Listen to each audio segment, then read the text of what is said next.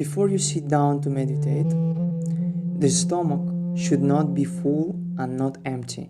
It should be half empty, 1 or 2 hours after eating or before eating. And the best thing is to wake up early at 4 a.m. in the morning on an empty stomach.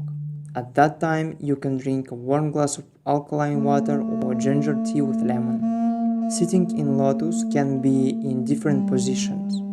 Lotus depending on the position of the legs and of your capability. I notice for myself that it's better to change leg each meditation.